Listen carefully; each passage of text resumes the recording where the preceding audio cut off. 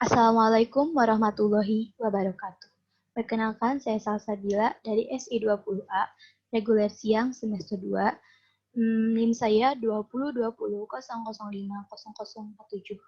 Di sini saya akan menjelaskan materi statistik dan probabilistik sesi 12 mengenai pembahasan tentang analisis uji T, uji F, dan juga uji R menggunakan SPSS. Langsung saja kepada materi yang akan saya jelaskan. Saya akan share.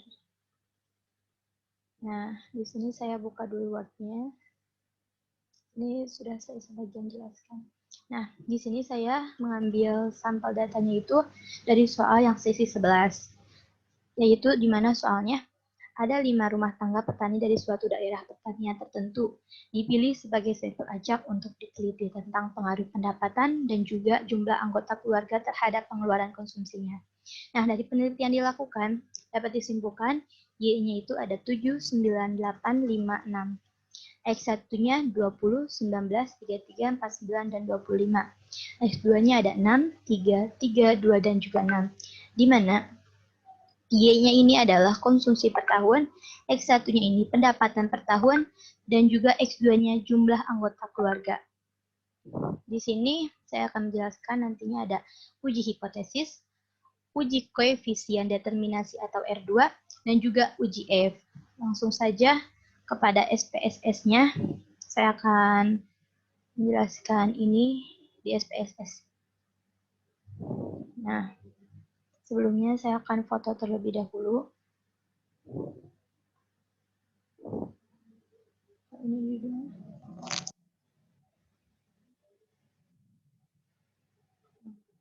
Di sini saya akan tulis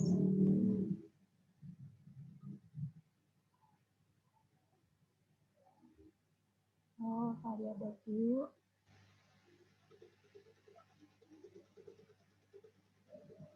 X1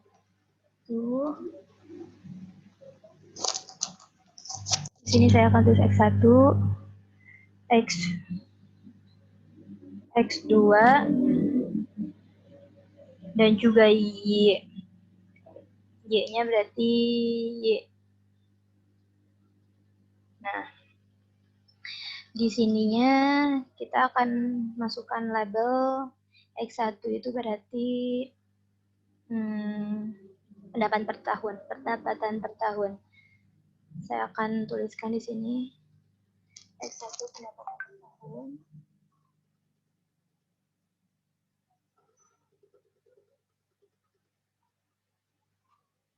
Di sini jumlah anggota per tahun, jumlah anggota keluarga.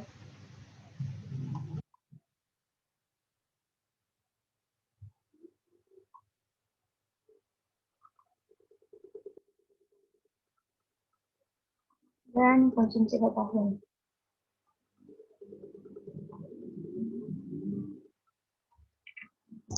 Langsung saja dari yang tadi kita tuliskan di sini ada X1, pendapatan per tahun, X2-nya di label ini ada jumlah anggota keluarga, dan juga Y ini ada konsumsi per tahun. Kemudian kita tulis data-data yang tadi kita tulis di Word ke data view. Nah, di sini ada X1. X1 kita pindahkan yang dari Word ini, X1-nya ada 79 ke dalam data view ini. Mungkin saya perbesar dulu.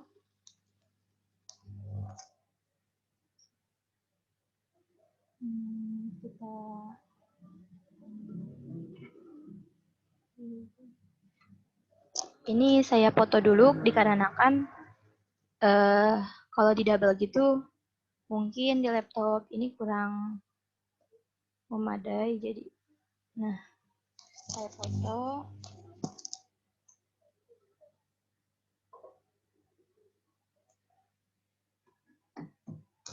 Kemudian saya masukkan ke SPSS-nya yang tadi data view X1-nya berarti ada 19, 20, 19, 33, 49, dan 25.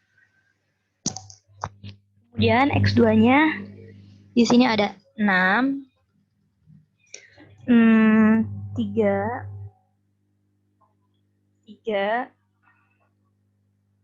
2, dan 6. Y, di sini saya akan masukkan Y-nya, ada 7, ada 9, ada 8, ada 5, dan ada 6. Ini sudah sesuai dengan data yang barusan saya foto.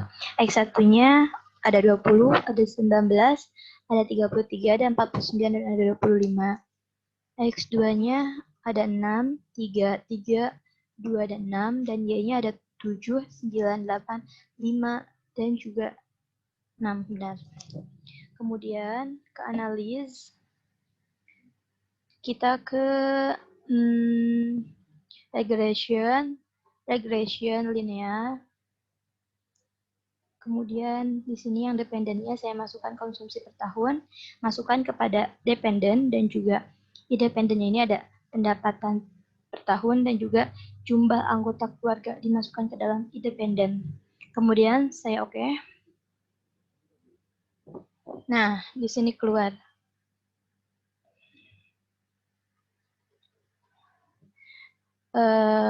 Di sini ada uji hipotesis. Nah, yang dimaksud dengan uji hipotesis ini adalah untuk mengetahui pengaruh seluruh variabel X secara parsial terhadap variabel Y konsumsi per tahun dilakukan pengujian menggunakan uji T. Berarti kita masukkan SPSS-nya yang koefisien. Mungkin saya akan copy. Sini akan saya pastikan.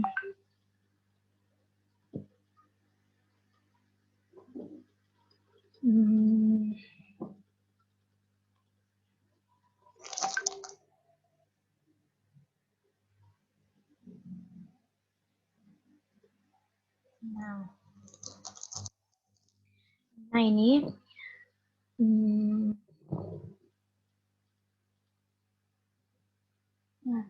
dari hasil pengujian yang telah dilakukan dapat dilihat bahwa variabel X1 ialah 0,53. Aduh. Nih yang ini. Aduh.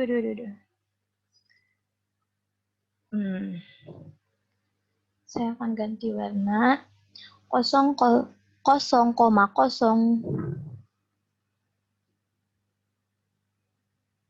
Mungkin ada kesalahan. Maaf. Tadi terdapat kekeliruan. Nah, dari hasil pengujian yang telah dilakukan dapat dilihat bahwa variabel X1 ialah 0,053, benar yang ini, dan juga variabel X2-nya adalah 0,096. Ini kita bedakan yang X1 dengan X2. Di sini kita tanda kuning yang X2-nya. Dengan tingkat kepercayaan 0,05 atau 90%, dapat disimpulkan bahwa seluruh variabel X1 ialah kurang dari 0,05 dan X2 lebih dari 0,096. Berarti secara parsial tidak dapat pengaruh yang signifikan terhadap variabel Y ini. Kemudian, di sini saya akan menjelaskan uji koefisien determinasi R2. Nah, uji koefisien determinasi merupakan langkah lanjutan untuk mengetahui besaran presentasi pengaruh variabel independen atau X terhadap variabel dependen Y, serta pengaruh faktor yang lain yang tidak diteliti terhadap variabel dependen. Pengaruh. Berarti di sini kita masukkan SPSS-nya yang model summary. Model summary, kita copy. Kita cadel.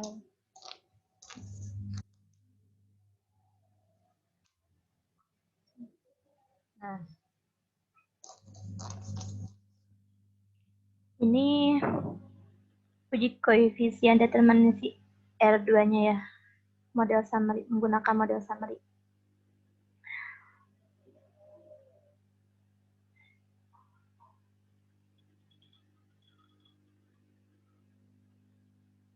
Nah, Dari tabel di atas dapat diperoleh nilai hasil koefisien determinasi R atau square sebesar 0,796 ini nih, yang edges R square.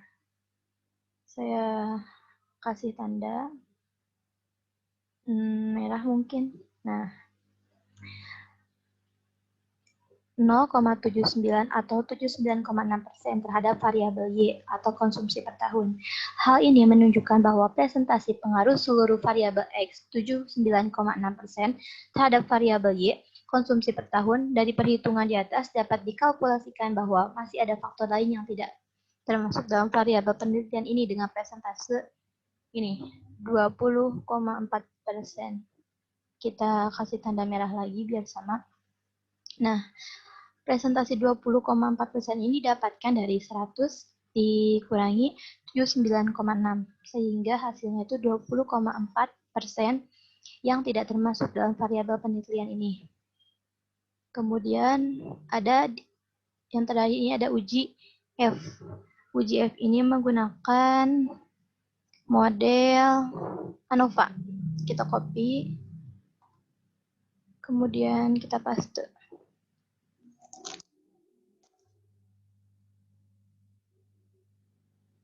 Nah, pada pengujian hipotesis menunjukkan tidak dapat pengaruh yang signifikan antara variabel X dengan variabel Y secara parsial atau terpisah.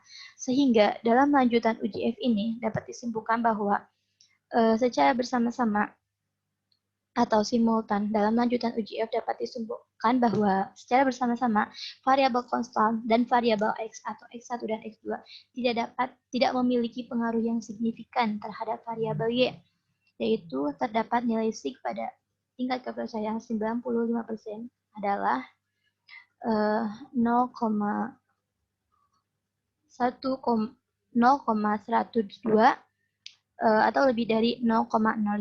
Nah, yang ini nih, yang signya. Nah, kita tandain merah lagi. Nah, jadi dapat disimpulkan ya, secara bersama-sama atau simultan bahwa variabel konstan ini tidak memiliki pengaruh yang signifikan terhadap variabel Y. Nah, mungkin hanya sekian yang dapat saya sampaikan. Kurang lebihnya mohon dimaafkan. Wabillahi taufiq wal hidayah. Wassalamualaikum warahmatullahi wabarakatuh.